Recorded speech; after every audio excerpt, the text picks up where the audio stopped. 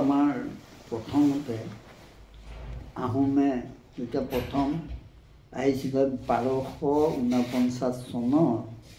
আমাৰ বৰ অসম গঢ়োতা চাওলুং চুকাফা।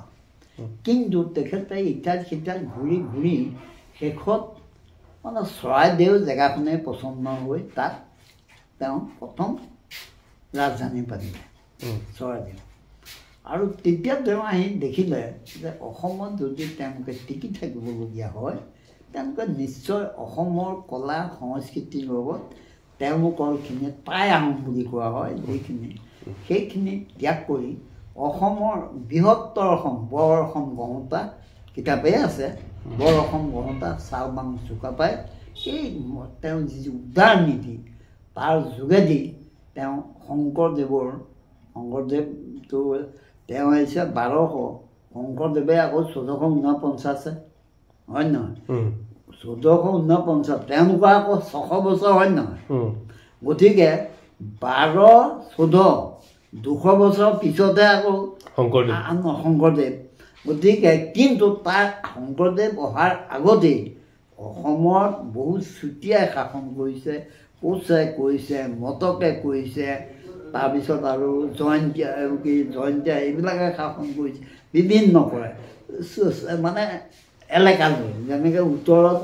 হেৰিবিলাক বেছি চুতীয়া নামনি কোচ ৰাজবংশী হ'লনে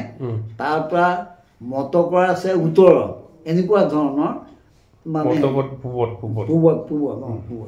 আৰু আহোমে কিন্তু প্ৰথমতে ব্ৰহ্মপুত্ৰ উপত্যকা বৰাক উপত্যকাটো তেওঁলোকৰ কোনো শাসন নাই লাহে লাহে তেওঁলোকে আগবাঢ়ি গৈ আছে 600 বছৰ ৰাজত্ব তেওঁলোকে কৰিছে শেষৰ শংকৰদেৱৰ দিনত শংকৰদেৱে প্ৰতিষ্ঠা কৰাৰ আগতে তেওঁলোকে কিছুমান সত্ৰ প্ৰতিষ্ঠা কৰিছে তাৰে সেইবিলাক কয় ব্ৰহ্ম সংহতি তেনেকুৱা অসমত 4খন আছে প্ৰথম হৈছে দক্ষিণপাট আউনীআটী গড়মূৰ আৰু কুৰুৱাবাৰী 3খন মাজুলী কুৰুৱাবাৰী হৈছে গোলাঘাটৰ মেইন প্লেচটো মই বোকাখাট সেইসকলৰ ব্ৰহ্ম সংহতি যিটো তেওঁলোকৰ আচাৰ নীতি বা ধৰ্মীয় নীতি বা এখন ভাগৱতী ধৰ্ম যিটো প্ৰথমতে আমাৰ নিয় বৈষ্ণৱ ভাইত বুলি কোৱা হয় শংকৰদেৱৰ শিষ্য মানে সকলোকে বাদ দি বিষ্ণু পূজা কৰিলে সেৱা কৰিলে আমাৰ শ্ৰীকৃষ্ণ মানে কৃষ্ণৰ ওচৰত সমৰ্পণ কৰা বুলি কয় আমাৰ সকলোৱে যিমানেই যি নকৰক আল্টিমেটটো হৈছে আমাৰ লৰ্ড কৃষ্ণৰ ওপৰত নিজৰ সমৰ্পণ কৰা সেই কথা এতিয়া কথা হ'ল তাৰপিছত যেনেকৈ কাল সংহতি পুৰুষ সংহতি নিকা সংহতি প্ৰত্যেকৰে আচাৰ নীতি কিছু বেলেগ হয় কিন্তু লগতে আকৌ 4বিধ মানুহক সেই সময়ত একেখন পৃথিৱী একেই অসম বা একে ভাৰতবৰ্ষ তাতে 4বিধ মানুহ কৰিলে যিখিনি ব্ৰাহ্মণৰ মানে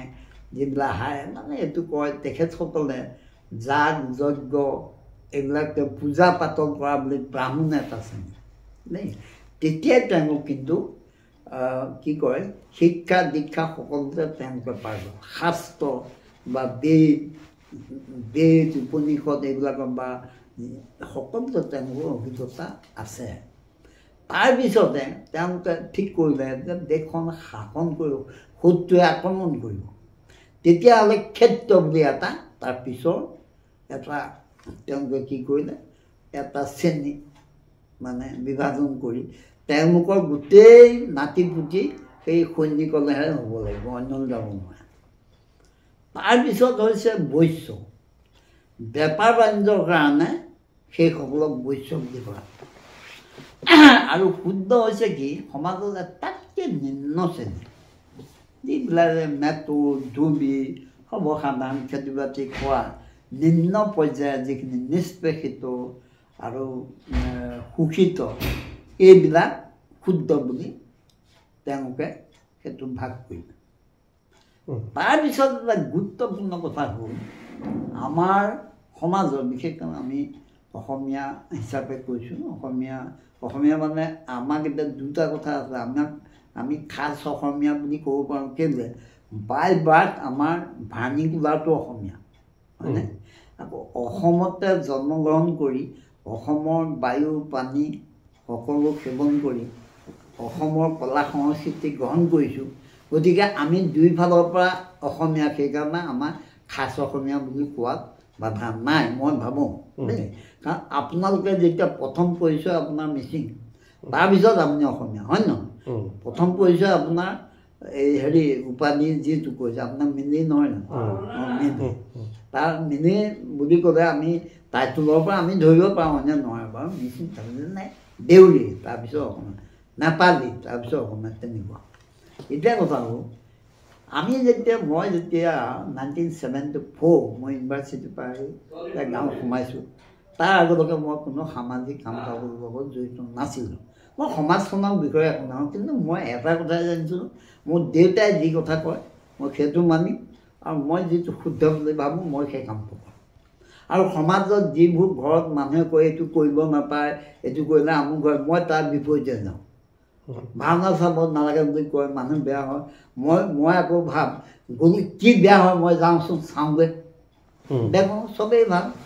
তেনেকৈ বহুত নিগেটিভ কয় মই সেইবিলাকৰ বিপৰীতে গৈ পৰীক্ষা কৰি চাওঁ তাচ খেলিলে বেয়া মই তাচ খেলিলে ব্ৰেইনটো উৎকৰ্ষ সাধন হয় 29 কি বেয়া হ'ল আকৌ বোলে ভাওনা চালে বেয়া মই ভাওনা চাইছোঁ একো বেয়া নহয় কেলে বেয়া হ'ব তাৰপিছত মই এনেকৈ গৈ যেতিয়া মই ধৰ্মাল আমাৰ অঞ্চলত ভকতী দুৱাৰ আঞ্চলিক ধৰ্মালোচনী সভা এখন আছিলে 1962 নে কিহতে আমি প্ৰতিষ্ঠা কৰোঁ ওচৰতে আকৌ চিৰাম আঞ্চলিক এখন ধৰ্মালোচনী সভা আছিলে এটা সময় আমি ঠিক কৰিলোঁ যে আমি দুইখন একেলগ কৰোঁ আমাৰ পৰিসৰটো ডাঙৰ হ'ব আৰু আমাৰ এই গাঁওখিনিৰ প্ৰায় 21খনমান গাঁও আছে আমাৰ তাত মাজত ঐক্য থাকিলে আমি কিছুমান কাম কৰাত সহায় হ'ব একেলগ হ'ল তেতিয়া মই যিহেতুকে মই তাত সোমাইছোঁ তেতিয়া মই কিতাপ পঢ়া আৰম্ভ কৰি দিলোঁ আৰম্ভ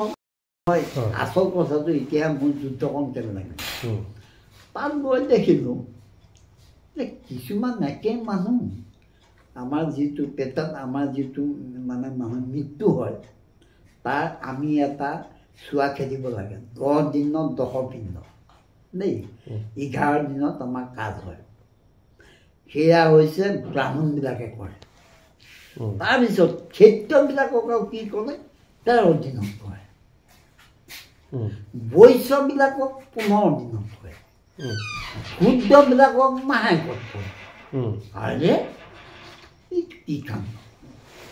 চোৱাওনো বেছি কম থাকেনে সেই মুহূৰ্ততে মই এই আমাৰ